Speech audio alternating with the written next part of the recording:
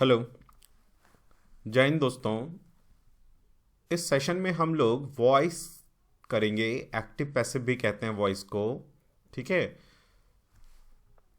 Hopefully आपने इससे पहले टेंस पढ़ लिया होगा। जिन स्टूडेंट्स ने टेंस नहीं पढ़ा है, वॉइस करने से पहले आप टेंस जरूर पढ़ लेना। ठीक है।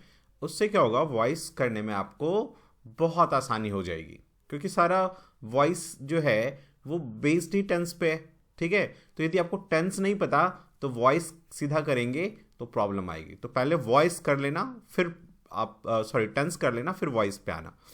चलिए स्टार्ट करते हैं इस सेशन को।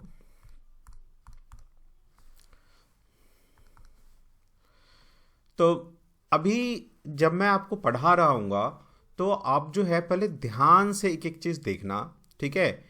पेंसिल और अपना कॉपी, नोटबुक और कॉपी लेके जो भी है और पेन वो लेके बैठना। जब मैं कहूँगा नोट करो तो नोट करना, जब मैं कहूँगा इस क्वेश्चंस को करो तो उसी टाइम करना। ये नहीं कि बस वीडियो देख रहे हैं, बस देखे जा रहे हैं ऐसे ही। ठीक है ना, कोई मूवी तो है नहीं ये। तो आप एक्टिव लर्निंग करना। मतलब जब मैं आपको कहूँ कि चलो ये चीज़ नोट करो, ये क्वेश्चन नोट करो, तब आप नोट करना। जब मैं बोलूँगा बोर्ड पे देखो तो बोर्ड पे देखना, उस टाइम नोट मत करना। पेन और दिमाग दोनों एक साथ नहीं चलाना है। ठीक है। जब आपको कहा जाए कि यहाँ देखो बोर्ड पे तो बोर्ड पे देखो, जब आपको कहा जाए कि अब ये नोट कर लो तो नोट करना। दोनों काम एक साथ नहीं करना। ठीक है। चलिए तो स्टार्ट करते हैं। सबसे पहले देखो, जैसे मैं एक सेंटेंस लेता हूं, हम लोग समझते हैं एक्टिव पैसिव होता क्या है। जैसे मैंने एक सेंटेंस लिया, राम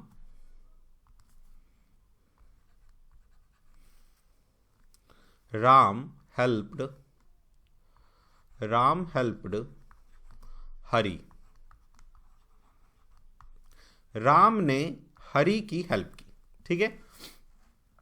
अब इसमें देखो, जो हमारा इंग्लिश का सेंटेंस होता है उसमें क्या क्या होता है। सब्जेक्ट होता है, फिर हेल्पिंग वर्ब होगा। ठीक है। कभी कभी हेल्पिंग वर्ब नहीं भी होता है। मेन वर्ब होगा जिसको हम कह देते हैं वर्ब। तो सब्जेक्ट वर्ब प्लस ऑब्जेक्ट होगा। ठीक है। ये इंग्लिश के सेंटेंस का अरेंजमेंट है। ठीक है ना। और जो ये अरेंजमेंट है इसे हम कहते हैं एक्टिव फॉर्म। Active form. अब इसे एक्टिव फॉर्म क्यों कहते हैं? क्योंकि इसमें जो ये सब्जेक्ट है, ध्यान से समझो, जो ये सब्जेक्ट है वो इस वर्ब को कर रहा होता है। वर्ब मीन्स एक्शन, है ना। तो ये सब्जेक्ट जो है इस एक्शन को करता है। ठीक है। और जो ये एक्शन है ये रिसीव कौन करता है? इस एक्शन को रिसीव करता है ये ऑब्जेक्ट। ठीक है। जैसे यहां देखो, राम इसमें सब्जेक्ट है। ठीक है। क्यों सब्जेक्ट है राम? क्योंकि राम हेल्प कर रहा है। इस एक्शन को करने वाला कौन है? हेल्प कौन कर रहा है? राम कर रहा है। तो राम सब्जेक्ट है, ये हमारा वर्ब हो गया। और हेल्प किसकी कर रहा है? हरी की कर रहा है। तो हरी जो है हेल्प रिसीव कर रहा है, तो ये ऑब्जेक्ट हो गया। ठीक है।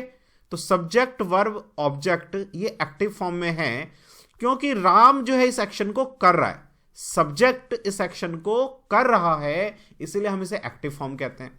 अब देखो मैं इसको चेंज करता हूं। मैंने अब क्या लिखा? मैंने अब लिखा हरी was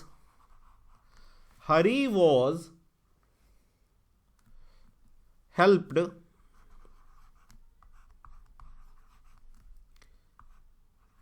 by राम। ठीक है। मैंने लिखा हरी वॉज हेल्प्ड बाय राम। अब देखो तो, क्या ये एक्शन हेल्प, क्या ये हरी कर रहा है? हरी वॉज हेल्प्ड, हरी तो इसको रिसीव कर रहा है, इस हेल्प को। हरी इस एक्शन को, यहां पे जो ये वर्ब है इस वर्ब को ये नहीं कर रहा है। हम इस सेंटेंस से क्लियर है कि हरी वॉज हेल्प्ड, हरी की हेल्प की गई है। किसने की है? राम ने की है। तो इसका जो डूअर है, इस वर्ब का जो डूअर है वो ये है। इसका मतलब सब्जेक्ट ये है और ये अब ऑब्जेक्ट हो गया। ठीक है। करेक्ट। तो इस फॉर्म को हम कहते हैं पैसिव फॉर्म। Passive form. और ये जो हमने लिखा था कि सब्जेक्ट जो है इस एक्शन को करता है, तो उसे हम कहते हैं एक्टिव फॉर्म। क्लियर? तो ये एक्टिव फॉर्म, ये सब पैसिव फॉर्म। अब आप ये कहोगे कि सर पैसिव फॉर्म क्यों किया, हम राम हेल्प्ड हरी, इससे तो हमें समझ में आ रही चीजें, तो हम ऐसे क्यों लिखे हरी वॉज हेल्प बाय राम? तो देखो इसका रीजन ये है, जब हमारा सब्जेक्ट इंपॉर्टेंट होता है, ठीक है, तो हम एक्टिव फॉर्म में लिखते हैं सेंटेंस को। और अभी आपको कुछ भी लिखना नहीं है, ठीक है, अभी बस सुनो ध्यान से। हरी यहां पे इंपॉर्टेंट है, जब हमारे लिए ऑब्जेक्ट इंपॉर्टेंट हो जाता है उस केस में हम पैसिव फॉर्म का यूज करते हैं, ठीक है। तो एक तो आपको यहां से मिल गया कि हम एक्टिव और पैसिव का यूज क्यों करते हैं। जब सब्जेक्ट इंपॉर्टेंट हो तो हम सब्जेक्ट को पहले लिखते हैं और तब वो एक्टिव फॉर्म होता है, और जब हम ऑब्जेक्ट को पहले लिखते हैं, ठीक है ना, तो उस केस में फिर वो हमारा पैसिव फॉर्म हो जाता है और हमारे लिए यहां पे ऑब्जेक्ट ज्यादा इंपॉर्टेंट है। हम ये जानना चाहते हैं कि हरी की हेल्प किसने की, हरी वॉज हेल्प, हरी की हेल्प की गई है। इसमें ये ज्यादा इंपॉर्टेंट है कि हरी की हेल्प की गई है, किसने की है, राम ने की है, वो ज्यादा इंपॉर्टेंट नहीं है। यहां पे हरी वॉज हेल्प्ड, ये इंपॉर्टेंट है कि हरी के साथ कोई प्रॉब्लम है, उसकी हेल्प की गई है, ठीक है, पहला फॉर्म। अब दूसरा रीजन समझो, अभी लिखना नहीं, दूसरा रीजन कि हम पैसिव फॉर्म क्यों यूज करते हैं, ठीक है। देखो सपोज करो मैं एक सेंटेंस लिख रहा हूं, airports are building airports are building by government. अब जब आप ये सेंटेंस पढ़ोगे तो आपको लगेगा यार ये क्या है, airports are building by government. भाई एयरपोर्ट कोई वर्क तो नहीं कर सकता है ना, एयरपोर्ट एक्शन तो नहीं कर सकता, ये निर्जीव है, एक्टिव नहीं कर सकता, कोई एक्टिव वर्क नहीं कर सकता। तो ये जो बिल्डिंग का जो यहां पे एक्शन है, यहां पे यदि मैं ऐसे लिखूंगा एयरपोर्ट्स आर बिल्डिंग, मतलब एयरपोर्ट्स बिल्डिंग है हो जाएगा ये तो, बाय द गवर्नमेंट, ये क्या है, यहां तो कोई लॉजिक ही नहीं बना, क्योंकि ये जो सब्जेक्ट है यहां पे ये एक्टिव वर्ब नहीं कर सकता, एक्टिव एक्शन नहीं परफॉर्म कर सकता। तो इस केस में हमें एक्टिव हम लिख नहीं पाएंगे, तो हमें पैसिव ही लिखना पड़ेगा, इसलिए हम पैसिव यूज करते हैं। हम क्या लिखना चाहते हैं, हम ये बोलना चाहते हैं, देखो सेंस क्या हमारा बोलने का, कि एयरपोर्ट्स को बनाया जा रहा है गवर्नमेंट के द्वारा, एयरपोर्ट खुद अपने आप को नहीं बना सकता। तो जब कोई भी आपको ऐसा लगे कि वर्क खुद नहीं हो सकता, उसको कोई करने वाला चाहिए होता है, उस टाइम में हम पैसिव फॉर्म यूज करते हैं, ठीक है। अभी मैं आऊंगा जब मैं आपको पढ़ाऊंगा थोड़ी देर के बाद कि जो वर्ब होता है वो दो तरह का होता है, और कब कौन सा वर्ब होता है तो हम जो है एक्टिव वॉइस से पैसिव वॉइस नहीं चेंज कर सकते, ठीक है। खैर यहां पे देखो, तो मैंने अभी आपको क्या कहा फॉर द टाइम बिंग, कि भाई जब भी हमें ऐसा लगे कि यार ये जो सब्जेक्ट यहां पे दिया है ये एक्टिव काम कर ही नहीं सकता, इस पे काम होगा, ठीक है ना, इसके द्वारा कोई काम नहीं किया जा सकता, तो हम पैसिव फॉर्म यूज करते हैं हमेशा। तो हम क्या लिखेंगे, airports are being built by the government,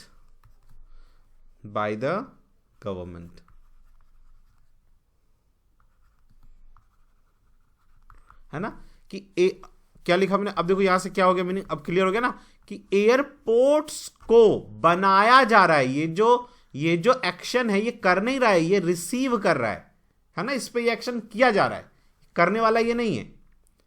तो जब भी हमें लगे कि करने वाला नहीं है, सब्जेक्ट नहीं है, तो हम क्या करेंगे, पैसिव फॉर्म का यूज करेंगे, हम उस टाइम पैसिव फॉर्म का यूज करेंगे। ये फॉर्म गलत था, पैसिव फॉर्म का यूज करेंगे। फिर से इसको समझो, पहला मैंने ये कहा जब हमारे लिए सब्जेक्ट इंपॉर्टेंट होता है तो हम एक्टिव फॉर्म में लिखते हैं, जब ऑब्जेक्ट इंपॉर्टेंट होता है हम ऑब्जेक्ट पैसिव फॉर्म में लिखते हैं। जब हमारे को ये लगे कि यार जो हमारा सब्जेक्ट है वो जो है एक्शन को नहीं कर सकता, या जब सब्जेक्ट मिसिंग हो, सब्जेक्ट नहीं पता हो, तो उस केस में हम पैसिव फॉर्म का यूज करते हैं, ठीक है। अब आप इसे नोट करो, कॉपी में हेडिंग डाल दो एक्टिव पैसिव और इसको नोट करो। जिन स्टूडेंट को लग रहा हो कि यार सर बहुत धीरे पढ़ा रहे हैं, तो आप क्या कर सकते हो, आपका जिस वीडियो प्लेन में देख रहे हो वहां से स्पीड जो है ना इंक्रीज कर सकते हो, 1x से 1.5x कर लो, 2x कर लो, लेकिन मुझे धीरे धीरे पढ़ाना पड़ेगा क्योंकि जिनकी इंग्लिश बहुत ज़्यादा वीक है तो उनके लिए मैं बहुत जल्दी जल्दी पढ़ा दूंगा तो फिर उनके ऊपर से चला जाएगा, फिर लॉस हो जाएगा उनका। तो जिनको लगता है कि मैं ये सब चीज़ें जानता हूँ तो वो क्या कर लें, स्पीड को इंक्रीज कर लें। ठीक है, तो चलो इसको नोट कर लो। अब हम आते हैं इनके रूल्स पे, रूल्स। ठीक है, देखो स्टार्ट करते हैं हम लोग प्रेजेंट टेंस से। Simple present tense, simple present tense, simple present tense. देखो सिंपल प्रेजेंट टेंस में जो हमने सीखा है स्ट्रक्चर, वो क्या सीखा है कि सब्जेक्ट होगा, वर्ब का फर्स्ट फॉर्म होगा। ठीक है, सब्जेक्ट सिंगुलर है तो वर्ब के फर्स्ट फॉर्म के साथ एस या ईएस ऐड करते हैं। ठीक है, और सब्जेक्ट प्लूरल होगा तो एस ईएस नहीं ऐड होगा, और ऑब्जेक्ट होगा, ऑब्जेक्ट, यही सीखा है हमने, ऑब्जेक्ट होगा। राइट। अच्छा, दूसरा, जब इसका इंटेरोगेटिव फॉर्म होता है तो हम क्या यूज करते हैं, डू यूज करते हैं सिंगुलर के प्लूरल के साथ, और डज यूज करते हैं सिंगुलर के साथ। फिर हम लिखते हैं सब्जेक्ट, फिर वर्ब का फर्स्ट फॉर्म, और फिर ऑब्जेक्ट। ठीक है, तो ये जो फॉर्म हमने लिखा भाइयों, जो हम टेंस में पढ़ते हैं ना स्ट्रक्चर, कि भाई ये लगाते हैं subject, verb first form, S S, object, ये सारा एक्टिव फॉर्म होता है। ठीक है ना, इसमें जो हमारा सब्जेक्ट है वो वर्क कर रहा होता है, तो ये हमारा हो गया एक्टिव फॉर्म। क्लियर। अब देखो इसका पैसिव कैसे बनाएंगे, अभी नोट नहीं करना। तो इसका पैसिव कैसे हो जाएगा, जो ऑब्जेक्ट है वो हमारा पहले आ जाएगा क्योंकि ऑब्जेक्ट पे एक्शन रिसीव होता है, तो ऑब्जेक्ट प्लस हमारा यहां पे लगेगा is, am, are, plus verb third form, plus by, plus subject. ठीक है, ये हमारा हो गया पैसिव फॉर्म। जो हमने ये लिखा ये पैसिव फॉर्म है, ऑब्जेक्ट इसमें पहले आ गया। देखो याद रखने का एक छोटा सा तरीका है कि जिस भी टेंस पे हो आप, जैसे आप सिंपल प्रेजेंट टेंस पे थे, इसका पैसिव करना है तो जो हेल्पिंग वर्ब है ना वो यूज कर लो, एक आगे बढ़ जाओ, प्रेजेंट कॉन्टिन्यूअस का कर लो। ये हेल्पिंग वर्ब जो है ये प्रेजेंट कॉन्टिन्यूअस का ही तो है। और हमेशा देखो ये हमेशा ध्यान रखना, ये ना आपको पहचानने में भी हेल्प करेगा। जब ये आपसे पूछ लेगा क्वेश्चन में कि बताओ ये एक्टिव फॉर्म है या पैसिव फॉर्म है, जैसे देगा सेंटेंस, पूछ लेगा 4 सेंटेंस देके कि बताओ एक्टिव फॉर्म में कौन, पैसिव फॉर्म में कौन सा है।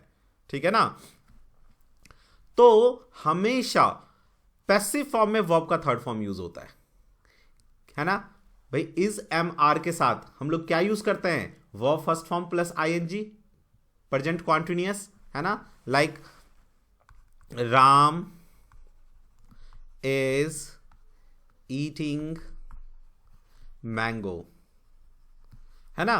तो जब इज के साथ verb first form plus ING का यूज हो रहा है तो आप याद रखना कि ये तो एक्टिव फॉर्म है, लेकिन इज के साथ, एम के साथ, आर के साथ आपको वर्ब का थर्ड फॉर्म मिल जाए तो आपको फट से ये आपको एहसास दे देगा कि हाँ भाई ये जो है वो पैसिव फॉर्म है, पैसिव फॉर्म है।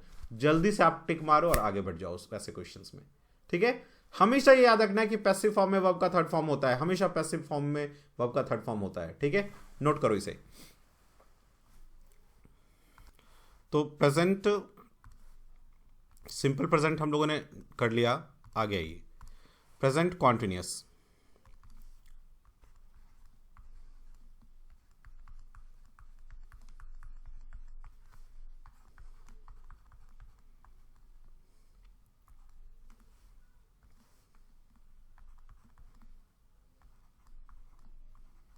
प्रेजेंट कॉन्टिन्यूअस, देखो तो प्रेजेंट कॉन्टिन्यूअस में हमारा एक्टिव फॉर्म क्या होता है, subject plus is, am, are, plus verb first form, plus ING plus object. ठीक है, ये क्या है हमारा active form, active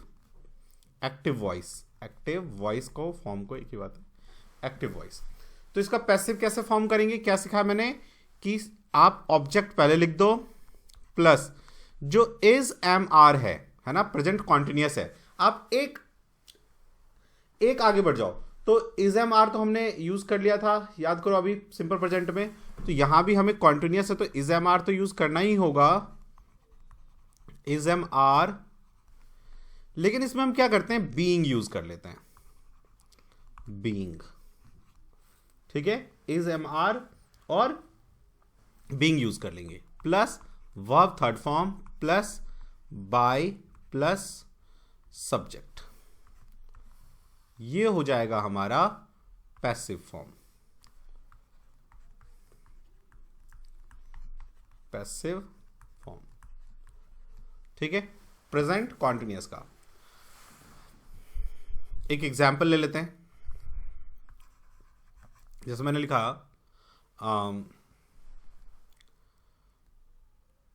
Ram is playing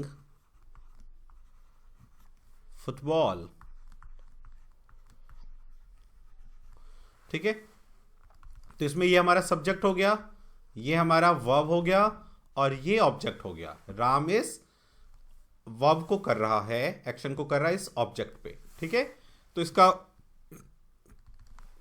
passive form क्या लिखेंगे हम, पहले हम ऑब्जेक्ट लेंगे। किसी किसी सेंटेंस में दो ऑब्जेक्ट होता है। एक ऑब्जेक्ट जो है ना वो दो तरीके के होते हैं, एक होता है डायरेक्ट ऑब्जेक्ट, एक होता है इनडायरेक्ट ऑब्जेक्ट। दो तरह के ऑब्जेक्ट होते हैं, हम लोग ऑब्जेक्ट को डील करेंगे थोड़ी देर बाद। तो ऑब्जेक्ट दो तरह के होते हैं, एक इनडायरेक्ट और डायरेक्ट। ठीक है, उस पर मैं आऊँगा थोड़ी देर में। तो अभी तो ये जो ऑब्जेक्ट है हमारा फुटबॉल, ये पहले आ जाएगा, फुटबॉल। ठीक है, सिंगुलर है तो वर्ब इस, अच्छा वर्ब इसके अकॉर्डिंग लगेगा, ध्यान रखना। फुटबॉल सिंगुलर है तो इज लगाएंगे, फुटबॉल इज बीइंग, प्ले का third form played by Ram. ठीक है, यहां से एक क्वेश्चन आया, मैं अब आपको वो क्वेश्चन करने के लिए दूंगा। ठीक है, पहले क्वेश्चन देखो, मैंने लिखा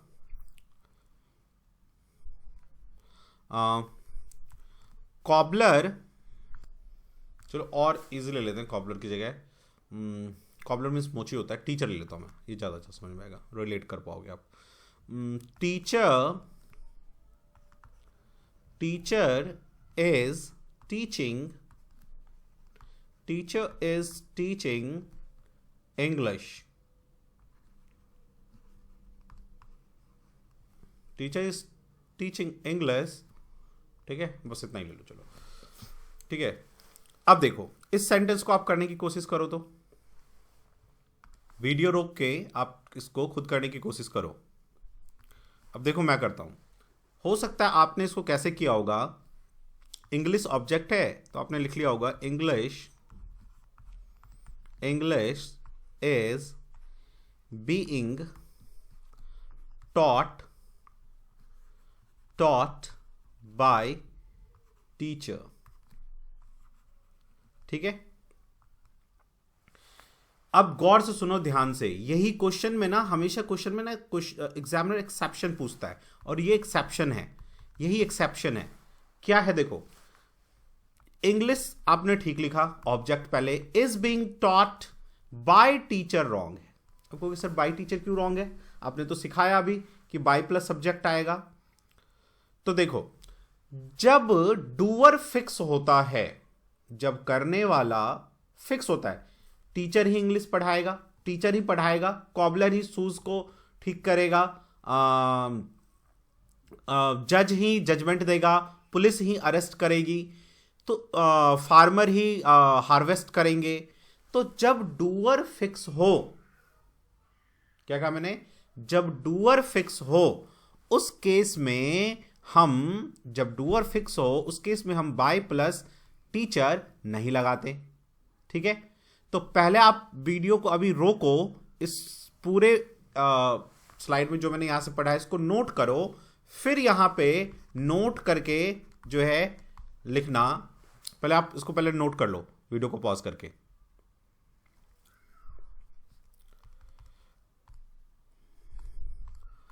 अब नोट करके लिखो नोट में, और इंपॉर्टेंट लगा देना और लिख देना वहां पे क्वेश्चन यहीं से आएगा। ठीक है, क्या क्या लिखोगे? जब डूअर फिक्स हो तब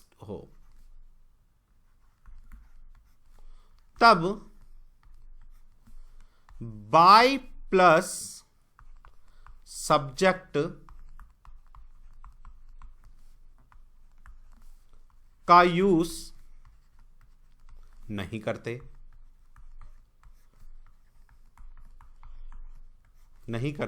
हैं। ठीक है, अब लिख लो, जब डूअर फिक्स हो तब बाय प्लस सब्जेक्ट का यूज नहीं करते हैं। ठीक है, अब एक दो सेंटेंस मैं आपके लिए लिखता हूं, ठीक है, और फिर आप जो है उसको एक बार करने की कोशिश करना, फॉर्म एक्टिव फॉर्म को पैसिव में चेंज करने की कोशिश करना। ठीक है, ये देखिए मैंने इसमें आपको 3 सेंटेंस दिया है, question number 1, question number 2, question number 3। अब आप वीडियो को पॉज करके इन 3 क्वेश्चन का जो है ये एक्टिव फॉर्म है पैसिव फॉर्म में चेंज करो इसे। ठीक है, वीडियो को पॉज करो और करने की कोशिश करो, इन्वॉल्व हो, ये नहीं कि बस सुन रहे हैं। देखिए मैं करता हूं, होपफुली आपने वीडियो को पॉज किया होगा और करने की कोशिश की होगी। तो पैसिव चेंज करते हैं, police is producing the accused. पहले तो मुझे पता लगाना पड़ेगा, देखो एग्जाम में क्या होता है कि वो ऐसे लिख के देता है कि चेंज द वॉइस, तो आपको पहले ये पता लगाना होगा कि ये एक्टिव है या पैसिव है।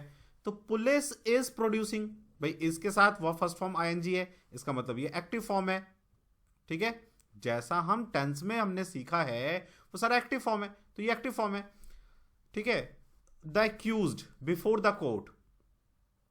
अब देखो प्रोड्यूसिंग द एक्यूज्ड, जो द एक्यूज्ड है ना, ये भी ऑब्जेक्ट है, और जो कोर्ट है वो भी ऑब्जेक्ट है। ठीक है, तो आपके पास यहां पे 2 ऑब्जेक्ट्स हैं। ठीक है, आप कोई भी एक लेके इसका पैसिव फॉर्म बना सकते हैं। तो चलो मैं द एक्यूज्ड ले लेता हूं, एकदम जो वर्ब के साथ आ गया द एक्यूज्ड, इसको ले लेता हूं। तो क्या लिखूंगा? द एक्यूज्ड, एक्यूज्ड मींस आरोपी, द एक्यूज्ड सिंगुलर है तो इजी आएगा। द एक्यूज्ड इज बीइंग, क्योंकि प्रेजेंट कॉन्टिन्यूअस है, तो प्रेजेंट कॉन्टिन्यूअस का अभी हमने कुछ देर पहले देखा है कि वॉइस जब हम करते हैं प्रेजेंट कॉन्टिन्यूअस में ऑब्जेक्ट आता है, दिख रहा है आपको, is am are being of verb third form, right. तो मैं इसके अकॉर्डिंग ही कर रहा हूं, the accused is being produced, verb का third form produced, the accused is being produced before the court, before the court by the police. तो ये बाय द पुलिस जो है ये गलत है, ये नहीं आएगा, बस यहीं तक आएगा। क्यों? क्योंकि कोर्ट में एक्यूज को प्रोड्यूस करना this is the work of police, पहली बात। ठीक है, अच्छा ये जो सेंटेंस था यहां पे मैंने एक ग्रामेटिकल एरर भी दिया था, वो मैं आपको बोला नहीं उस टाइम। ठीक है, तो यहां पे एक ग्रामेटिकल एरर है, बता सकते हो क्या एरर है ग्रामेटिकल? देखो जो पुलिस है ना, इसके साथ हमें लगता है कि सिंगुलर और यूज इज का यूज कर लेते हैं, ये रॉन्ग है। पुलिस हमेशा प्लूरल होता है और ये आर आएगा। कुछ नाउन ऐसे होते हैं जो हमें सिंगुलर दिखते हैं लेकिन वो प्लूरल होता है। ठीक है, ये नाउन वाले सेक्शन में मैंने आपको करवा रखा है, सब्जेक्ट वो अग्रीमेंट सेक्शन में करवा रखा है, वहां आप जाओ और देखो। ठीक है, तो police are producing the accused before the court, तो क्या हो जाएगा? द एक्यूज्ड इज, एक्यूज्ड तो सिंगुलर है, is being produced before the court by the police नहीं आएगा, क्योंकि इट इज फिक्स। यहां पे डूअर फिक्स है कि भाई पुलिस ही प्रोड्यूस करेगा, पुलिस का ही ये वर्क है। तो जब वर्क करने वाला जो है वो फिक्स्ड होता है, उस टाइम हम लोग बाय प्लस सब्जेक्ट नहीं लगाते। ठीक है, कंफर्म हो गया ये? चलो आगे बढ़ते हैं। Question number 2, a teacher teachers English here, है ना। तो टीचर्स हमारा वर्ब आ गया, इसके आगे इंग्लिश जो है ये आपका ऑब्जेक्ट हो गया। तो मैं इंग्लिश से ले लेता हूं, इंग्लिश। अच्छा, ये टेंस कौन सा है? सिंपल प्रेजेंट है, ये प्रेजेंट कॉन्टिन्यूअस नहीं है। टीचर टीचर्स वर्ब के साथ S E S simple present tense में लगता है। तो सिंपल प्रेजेंट टेंस में हम क्या करते हैं पैसिव में? इंग्लिश सब ऑब्जेक्ट ले लिया प्लस इज एम आर, तो इंग्लिश के साथ इज लगेगा, इंग्लिश इज। और टीच का जो है थर्ड फॉर्म टॉट होता है, English is taught, English is taught here by a teacher. By a teacher नहीं आएगा, ठीक है, क्योंकि फिक्स है कि टीचर ही पढ़ाएगा, ठीक है। तो English is taught here. Hopefully आप समझ पा रहे होंगे, है ना? Is it make sense? चलो थर्ड पे आओ। The farmers are reaping the land. Reaping का मीनिंग होता है कटाई करना, हार्वेस्टिंग, है ना, हार्वेस्ट करना, रीपिंग करना। The farmers are reaping the land, तो रीपिंग वर्ब है, द लैंड ऑब्जेक्ट है, तो हम क्या लेंगे? द लैंड पहले ले लेंगे। The land is being reaped by the farmer। तो ये by the farmer जो है ना, ये रॉन्ग हो जाएगा, ये मत करना, बस यहीं तक। the land is being reaped, क्यों? क्योंकि फिक्स है कि एग्रीकल्चर जो करता है उसे हम किसान ही कहते हैं, तो वो नहीं लगाएंगे, ठीक है। ये जो एक्सेप्शन है ना, यहीं से क्वेश्चन आता है। देखो हमेशा जो है ना, जो एक्सेप्शंस है ना, जहां पे मिस्टेक होता है, जो एक्सेप्शन है, हमेशा एग्जाम में के लिए ना एक अच्छे स्टूडेंट को एक्सेप्शंस का ही जो है ना ध्यान रखना चाहिए, क्योंकि क्वेश्चन वहीं से बनता है। सिंपल जगहों से क्वेश्चंस नहीं देते आमतौर पर, ठीक है, कंपटीशन में। चलिए, तो हमने कहां तक कर लिया? Simple present, present continuous. अब आओ आप प्रेजेंट परफेक्ट पे, हेडिंग दो प्रेजेंट परफेक्ट। प्रेजेंट परफेक्ट, ठीक है। तो देखो प्रेजेंट परफेक्ट का जो एक्टिव फॉर्म होता है, जो हमने बचपन से टेंस में सीखा है, वो क्या सीखा है कि भाई सब्जेक्ट होगा, सिंगुलर होगा तो हैज लगाओगे, प्लूरल होगा तो हैव लगाओगे, प्लस वर्ब का थर्ड फॉर्म और ऑब्जेक्ट लगाओगे। Is that clear? यही सीखा हमने। तो ये हो गया एक्टिव फॉर्म। अब इसका पैसिव फॉर्म क्या होता है? तो पैसिव फॉर्म में हम क्या करते हैं? ऑब्जेक्ट को पहले, फिर हैज लगेगा और हैव लगेगा according to the nature of the object. कि ऑब्जेक्ट सिंगुलर है तो आप हैज लगाओ, प्लूरल है तो हैव लगाओ। फिर क्या लगेगा? बीन लगेगा यहां पे, ठीक है, ऑब्जेक्ट हैज बिन, ठीक है। और फिर वर्ब का third form then by plus subject if needed. मतलब यदि हमें लगता है कि सब्जेक्ट आना चाहिए तो करेंगे, डूअर फिक्स होगा तो बाय प्लस सब्जेक्ट नहीं आएगा।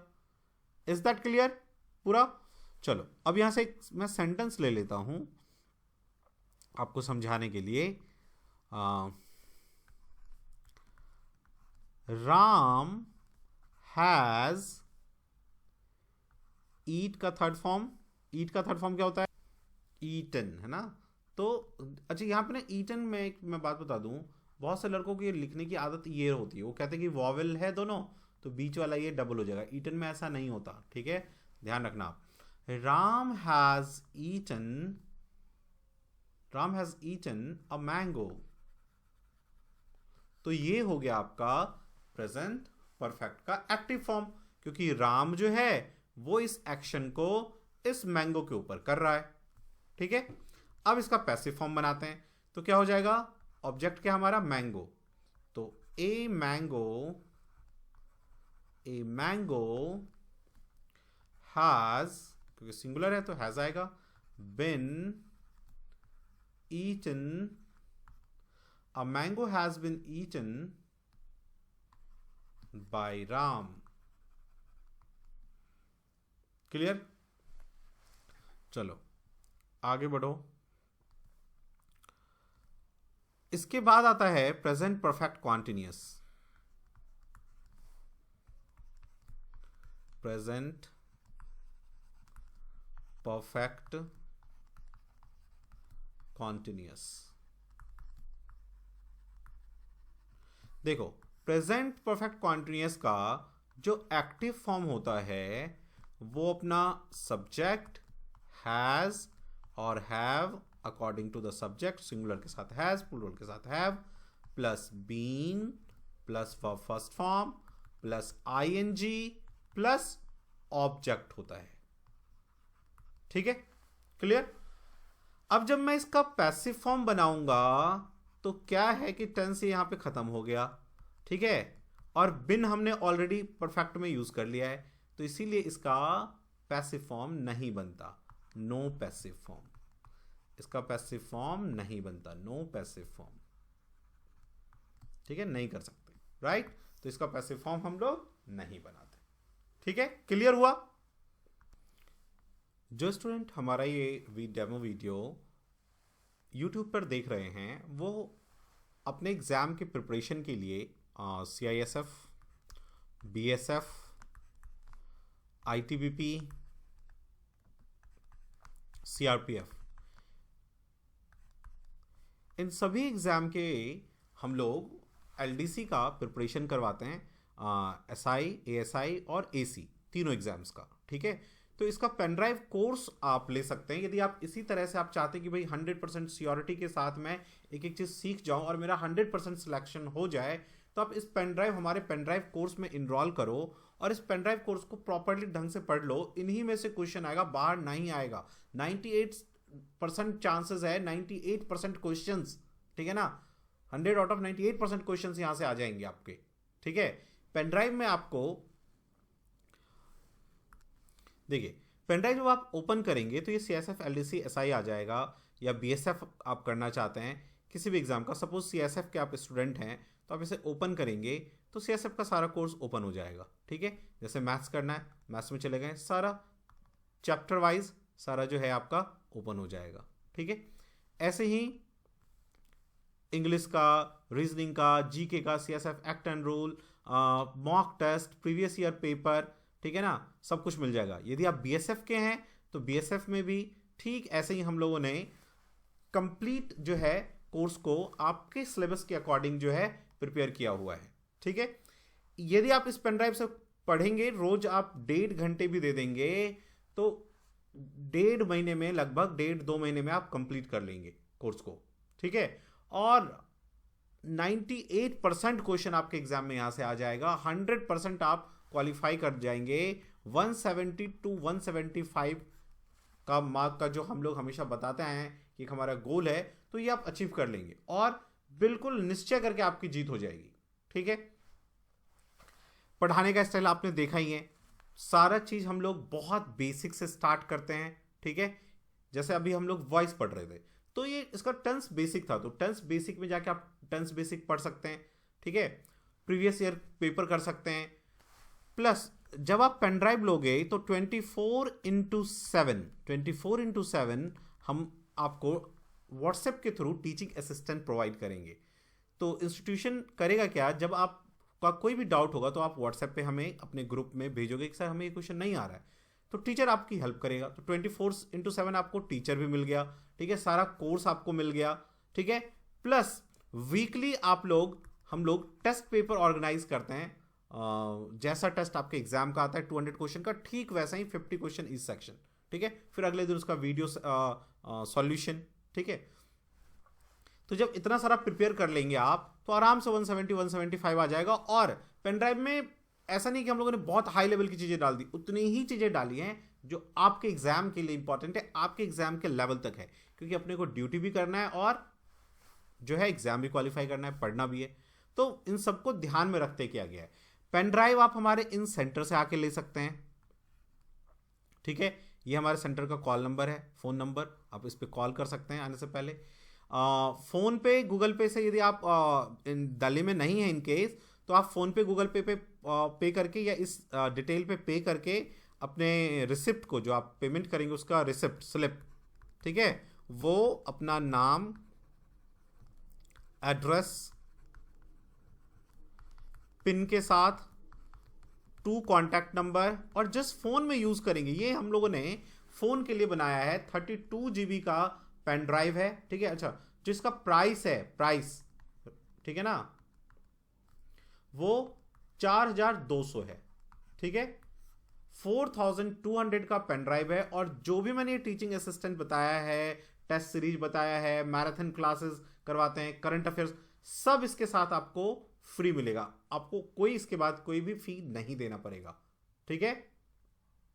पेन ड्राइव की वैलिडिटी ऐसा नहीं है कि आप बस एक बार वीडियो देख सकते हो, कितनी बार भी देखो, ठीक है, डजंट मैटर।